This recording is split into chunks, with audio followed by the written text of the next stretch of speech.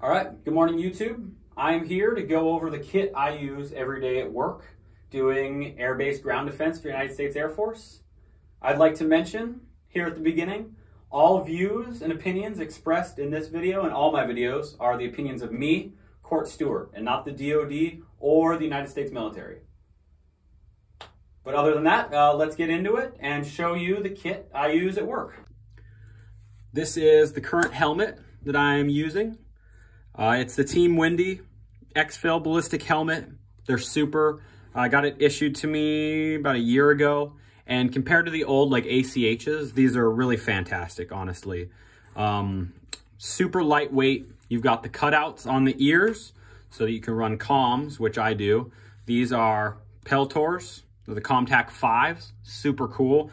They pop in, so if your ear's in there, suction, pops out, rock them up. Then you have better ventilation. You can also hold them popped out like that, so you still have comms. And I know some people that will just run this side, which has your boom mic. Look at that there. So you can run that down and this one up, whatever you want to do. I usually run both of them down for balancing reasons, but fantastic, really. The helmet cover I have on here currently is an ACH helmet cover that you can see, cut around the ears, and it's just kind of Velcroed up in there. But it is a pretty solid helmet cover. I like that it gives me a little bit of Velcro for my American flag and my security forces, not special forces, right? Security forces patch, both of which are IR, which is cool. So you could, with nods, you know who I am. Got Wilcox mount on the front. These are fantastic. I know a lot of people online complain about them, but I mean, I was issued this, so it's free. I have to give it back, but currently I'm renting it for free. And I think they're a pretty nice mount. I'm currently running PVS 31s with it, which are an amazing piece of technology. It's a 1 pound system, dual nod, white phosphorus Gen 3. Incredible, really. Going from PVS 14s to the PVS 31s, it's, I guess you could say, a night and day difference, really. And they also make the really cool Call of Duty noise, the pew, when they turn on, which the PVS 14s didn't do. On the back, we've got 4 AA batteries in our battery pack. These are super cool. Allegedly, you get an extra 24 hours of night vision, right? I keep that shit secured. I've got this electric shock cord because you do not want to lose this. If you lose this, you're paying Uncle Sam whatever these cost. I haven't looked into that, but I'm sure it's over $1,000. I have some Cordura tape on mine and the name Stewart, so that if anybody loses theirs, they can't turn mine in. You can obviously see that it's mine. And then I also have a Stewart name tape down there, but it's kind of obscured. Obviously, when I did law enforcement, I didn't have a battery pack, so this was just more visible. Plus, I just wore a beret all the time anyway. I never wore my helmet. But here, I wear my helmet quite a bit because we run night vision a lot. And when the enemy has guns, if you can be shrapnel and bullet resistant, that's like pretty cool, in my opinion. So I try to wear the helmet often as well as the vest. And I wear the hard plates, no soft plates here. All right, so this is my current vest setup. We're gonna start from the front, go around, and finish on this side. So first thing we've got is these S-Tac tall magazines. This is a front placard, so it unvelcros. I have this little MOS Tactical quick detach tube, which is super handy, but I only have it on one side. So up here we've got name and rank and A positive. And then in this little pocket, we have a Sharpie, a pen, and a notebook. Because you never know when you might need to write something down. You can never have enough Sharpies on you. Inside, we have medium ESAPI plates. That's the enhanced soft armor protective insert. Allegedly, they're rated up to 30-06 with the steel penetrators. So that's nice. You know, I like the peace of mind that I'm somewhat bullet resistant when I wear this gear. On the side, we've got the Embitter pouch. For the last 3 years, I ran a Motorola in there for law enforcement work. And now for integrated base defense, I'm running a Harris 152.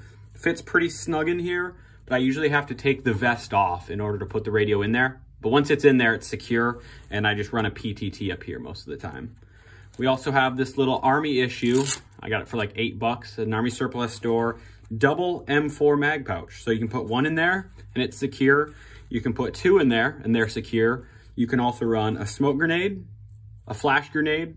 Surely I haven't gotten to use frag grenades, but you could throw them in there. I'm not certain on them. Japanese canned coffee also fits in here. You can probably put a Coors Light too if you wanted, just not a tall boy. But the normal ones would certainly fit. The cummerbund is skeletonized, which is really nice because Georgia is warm. So this lets a lot of heat out, especially if you're wearing a combat shirt. On the back, we've got an IR patch, American flag. Most people around the world tend to know what this is. And then US Air Force, which is very cool. This is one of my original BMT Air Force patches. I just put it on there because you know, if there's Velcro, you got to fill it. Over here, we have a tourniquet. I got some stuff in there. I was doing land nav yesterday, which is obviously super fun at 102 degrees with 98% humidity. But just got one tourniquet in here. I believe that this was like an M9 pouch or something. I don't know. I got it at Supply a long time ago and they never asked for it back. I would like to put another identical one on this side, but you know, it is what it is. You got a nice little buckle on there. And then we have this general purpose pouch. So in here, we have a bigger notebook for writing bigger stuff, right? You have your protractor for doing land nav, super essential. And then we've got a compass, some pens, some Sharpies, just kind of general stuff that you might want to throw in here. Sometimes I keep a boonie cap in there. Just anything I don't want to carry, but I do want like with me. We have zippers on the back of the JPC, which is handy. I know people who run back panels, but they're just kind of expensive, so I never have, but I have considered them. I would like to replace these at some point with the ones with the little Velcro circles so that maybe I could run a Camelback, or for holding the antenna for the Harris radio, because they're kind of tall compared to the old Motorola's. This obviously wasn't issued. I purchased this with my own money in 2022, and I've been using it for work ever since. Most units are pretty good if the gear you get works and is good quality, and most importantly, if it's either Coyote Tan or OCP or multicam, then you're GTG. But some units are sticklers about that. So keep that in mind before you go spending $200 or $300 on a nice vest. Make sure your leadership is gonna let you wear that vest. All right, but this is my current setup for air-based ground defense, and it's what works for me. All right, this is my current belt setup. I really like having the belt personally because it allows you to take a bunch of weight off of your shoulders and put it onto your hips. Kind of splits the load in half. This is a Blue Alpha belt. I've had it since 2022, and honestly, they're super solid belt. They're a little bit expensive, but like this is gear that your life could depend on. So like, I don't mind spending $100 and something on really good gear. We've got the belt themselves are made in Georgia, which is really cool. And then we've got an Austrian mountain climbing buckle. So this is actually rated. If you were hooking into a helicopter or an M-Razor or something, or the M-Raps, I think have a little splice in. Super cool. Starting over here, we've got gloves, little law enforcement Zax tool keyring holder. You put your car keys on there, gloves, glow sticks. I still have a keychain from my time in law enforcement. Don't really use handcuffs anymore, but you know, you never know when you might need a handcuff key. I've got an HSGI Taco handgun pouch because they just fit obscure stuff really well. I've got a first gen Leatherman. You'll notice it says patent pending instead of patented. So that's pretty cool. Very sentimental item there. And you never know when you might need a pair of wire cutters or pliers or just any of the Leatherman tools. Can opener, you know, can of chili in the field when you've been out there for 3 or 4 days. Really a lifesaver. Over here we have standard S-Tac single mag. It's the short handgun mag pouch. You can run M18 or M9 mags. Obviously you can run Glock mags too, but I am not issued a Glock. I'm issued an M18, so that's what I run in there. Got a mid-height S-Tac Kiwi M4 mag pouch. Again, this is something I purchased with my own money. They aren't that expensive. It's a good American business. They're made in, I think, just outside of Portland, Oregon. I have a bunch of them. I run them on my vest. I run them on my belt. I run them for personal stuff and work. Really fantastic piece of kit. So this is my quick grab mag pouch if I need a quick reload. This is an M4 double mag pouch, so put 2 of them in there. These are like $8 at any Army surplus store. You can run smokes in here, you can run flashbangs in here, you can run a can of soda in there, whatever you want. Red Bull maybe. A little bit of blank space. This looks like a canteen pouch because it's a canteen pouch, but I don't have it on there primarily for the canteen. This is the bigger canteen pouch that fits the canteen cup. I have one of those inside, but the reason I have this is because I run my night vision in here. If I'm going out for a mission after 1500, like you never know when a 2-hour op could turn into a 6-hour op. And if the sun goes down, I want the ability to see what my enemy can't see. Or if the enemy's running nods, which, I mean, our near peer threats are becoming peer threats, all right? So nods are not just an upgrade, but I think just a standard item that everyone needs. So put your PVS 31s in there, run this little flap over the top, and then they're secure and on your person the whole time you're out there. So when dusk comes along, you don't find yourself blind in a world where the enemy can see perfectly fine.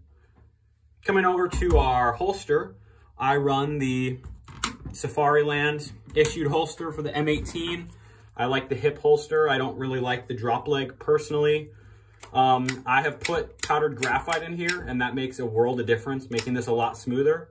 Get it at the hardware store. It's the stuff Boy Scouts use for the wheels on Pinewood Derby cars. It's a little toothpaste thing full of this graphite powder, like a mechanical pencil.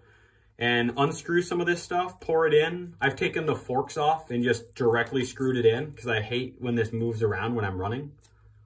But other than that, I keep the belt fairly simple. I currently don't run an IFAK on here, but I'm considering running it in the back here. I just don't know if that might be kind of like uncomfortable. But I don't know. I run an IFAK in my ruck. And it has a bunch of combat gauze and a bunch of medical tape and a bunch of ibuprofen, which you got to be careful with. It's a blood thinner, but it's also like most of the time, the worst thing I'm dealing with is like somebody on my squad has a headache. So the ibuprofen's handy. But anyway, that's my belt kit. And this is like my first line gear. So if I take my vest off for any reason, maybe I'm sitting around in an ECP for 12 hours and I just don't want to have that on. Like at least I always have a magazine for my handgun and my rifle. I have a handgun on me, and if my rifle's on my back, like this will get me to my gear. And this is something you can wear basically 24/7 in a deployed environment. All right, so in terms of uniforms, I really like the US Army's new improved hot weather OCP uniform. I think they're fantastic. I have a pair of Cries, and I think they're ridiculously expensive. I'm working on a long-term review, a 6-month review of them. But in Georgia, it is just so freaking hot down here that I sweat through them instantly. Whereas these are real breathable and they're way cheaper. It's $90, give or take, for a full set. Probably a lot cheaper if you get them used. I think they look cool, right? We'll start with the blouse here because it's going to be a little quicker. You've got the classic, you know, like War on Terror style flip-up pocket instead of the big square on the new OCPs. Everything is buttons. There is no Velcro on here. All buttons, no zipper, right?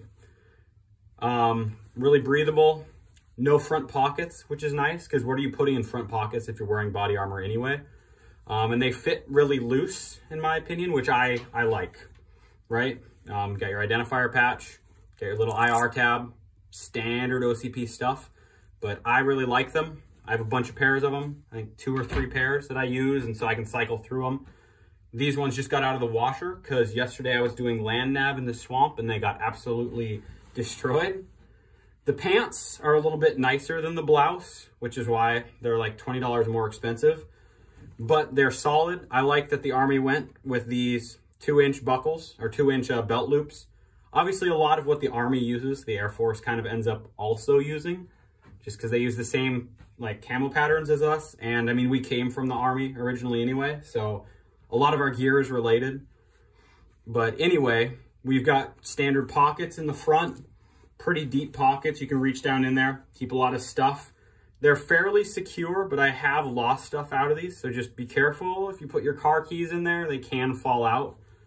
I run this Velcro inner belt by Blue Alpha.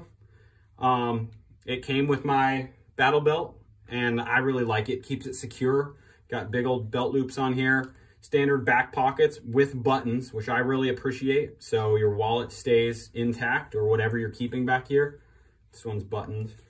You go down, you have cargo pockets. They're a little bit smaller. You can see these ones are ripping up a little bit because we have crazy thorns down here in Georgia. But a little smaller than standard OCPs, but definitely solid pockets. Got buttons, no Velcro, no zipper, which I'm all about buttons. When they break, they're easy to sew back on. In my right pocket, keep a cover, standard cover. I sew everything down. I'm not a big fan of Velcro. Everything on my kit, you'll notice with the exception of the vest, I keep sewn on. We've got a lighter in here. That is an underrated piece of gear because you never know when you might need a lighter. So I usually have at least 2 or 3 on my person at any time. Any extra pocket I have, I try to keep a lighter in there. Over here, I keep a gator. You never know when you might need a net gator, especially if you're dealing with vehicles. Like if you're getting on a dirt bike or an M-Razor, these are pretty handy. Less so in Georgia where it's hot as balls, but anywhere else in the United States or probably the world, this is a really handy item to have. Down here, I usually keep a Sharpie and a pen in this ankle pocket. You could also keep a tourniquet in there. I keep tourniquets in these pockets, just so I can have 3 or 4 on my person at all times. And then over here, I usually keep like my M-Razor cert and my weapon cards. But overall, really solid uniforms. And while we're talking about uniforms, I also have this Casio watch, right? These are like 15 bucks at any shopette or commissary on any US military base in the world. Highly recommend. I've had one of these for 4 years now. It has never failed me. The battery life is like 8 or 9 years. I've run this over with a car. I've run it over with a pickup accidentally. I was working on my pickup, ran it over, right? And they just keep rolling. They're blue and they have a super clean face on them. If you run a smartwatch, a lot of people don't know that under night vision, the smartwatch emits an IR signal and you illuminate your whole position and your whole squad's position and you're gonna get everyone killed, right? If you're wearing a freaking Garmin out there, the thing that like measures your pulse, right? The heart rate monitor is sending a little like Fitbits, they glow under nods and you're gonna get caught and you're gonna get killed. So you run one of these $15 watches. If you lose it, it's not a big deal and it's not emitting any lights, right? Super easy to program, super easy to zero out, right? If you and like another squad are planning an ambush and you say, we're striking at 15:05 on the dot, well, it's easy to set this. The seconds reset super easy. You have a stopwatch, super underrated piece of kit. I would not run a $700 watch in the field. It's gonna get swallowed up by the swamp or just give away your position and get you killed. So that's how I feel about that. I also have a pair of boots.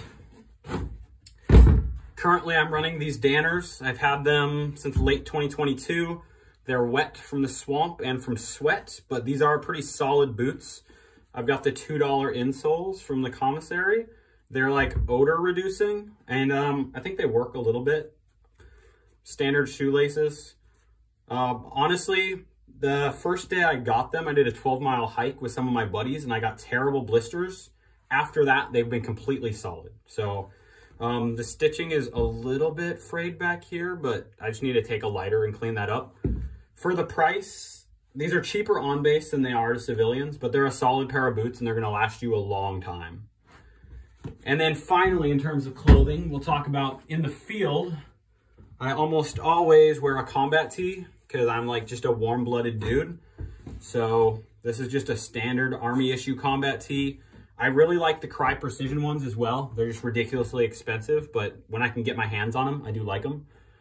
Got built-in elbow pads, which is handy, right? If you're going prone, which you are gonna wanna be like low. If the enemy has guns, which America's enemies often do, you wanna be as hidden as possible. Got an American flag, obviously. Rank, name, a lot of this comes out in the field. Sanitize the uniform so that you don't leave patches behind, right? Like if you're on patrol and a tree grabs this, well now the enemy, right? They know, oh look, someone from the ACC has been here, right? An American has been here. If I lose an American flag, the enemy knows exactly where we were patrolling. And that's bad news bears, quite obviously. And then I usually run a boonie hat if it's super sunny, but a lot of times when I'm in the field, I just wear nothing on my head or a bandana. But the boonie hat is handy. You're gonna notice you got your name written up there. Everything should have your name. Anything you own that has value should have your name written on it. Otherwise it will get swiped. Like this is an $18 item and somebody would love to have this, I'm sure. So my gloves have my name written on them. My boots have my name written on them. Everything you own in the military should be marked with your name. Obviously my uniforms have my name sewn onto them. So that's just my 2 cents on the matter. All right, so I've been carrying a gun for a living for almost 4 years now. And I see a lot of people on YouTube are like recommending these expensive Spiritus like mag pouches and all this crazy gear. But these are the underrated pieces of gear that nobody talks about, right? Right in the Rain book. Super handy. They're like $6 at any shopette. If you are a prepared citizen or a military member, you should have a pile of these. They fit in any pocket. I have like 8 of them at any given time. Maybe not 8, but I mean, I have one in my vest, one in my pocket, and then a bunch at home. Super handy, get one. You've got the Leatherman. A little more expensive, but you should always have one of these on your kit. You can just do so much with them. And there's no excuse not to have one. I mean, a lot of units will issue you one. Lighter, 80-cent item. You should have a bunch of these because if you're doing paracord, I don't have paracord here, but that's another item I should have here. Singe the ends, singe patches, singe loose strings on your uniform, singe mag pouches that are fraying. Essential item. Pocket knife. It's like a $12 knife from Walmart. I've had it for years, and you never know when you might have to open an MRE because those things fucking suck sometimes and they don't want to open. Knife. Sharpie and pen. This kind of goes along with the Right in the Rain, but Sharpies are super cheap and you should always have a bunch of them. I mean, just right now in my shop looking around, I have like 6 of them on display. I keep one in my uniform pocket at all time. Pen, same thing, super handy. This is an expensive pen. This was like $1 and some cents, right? It's like $1.09. Pilot G2, made in Japan. Fantastic pen. Go get a fucking 20-pack. Keep them on your kit. And then finally, we have the canteen cup. Get one of these. Hot coffee in the morning makes a world of difference, all right? You get the little coffee out of the MRE, or go crazy and get some nice crystals. Boil that up with a jet boil. And the wristwatch. This is a cheap wristwatch. Look at that. 1 o'clock? Nah, $1,300. This super easily programmable. They're $15 at any shopette in America. The battery life is 8 years. You can drop these out of an airplane or run them over and they still work. And if you lose it, you're out like 14 or $15. Get one of these, put it on your kit. There's no IR signature. You can read it day or night. And you're not losing a $700 watch when this falls in the swamp. All right? Get one. All right, thanks for watching. I hope you enjoyed it. I'd like to remind everybody that depending on your base, you might have very different kit, right? If you're a brand new Security Forces Defender and you just got to a law enforcement base, you're probably gonna have handcuffs, a baton, and a taser. And for the last 3 years, that's what my kit looked like in Alaska. But if you're doing a lot of base defense focused missions and a lot of security stuff, hopefully this was kind of helpful to you. You can see some stuff that you might set your gear up like in the future. If you liked it, hit the like button, maybe leave a comment, maybe subscribe. If not, like don't, I guess. But thanks for watching.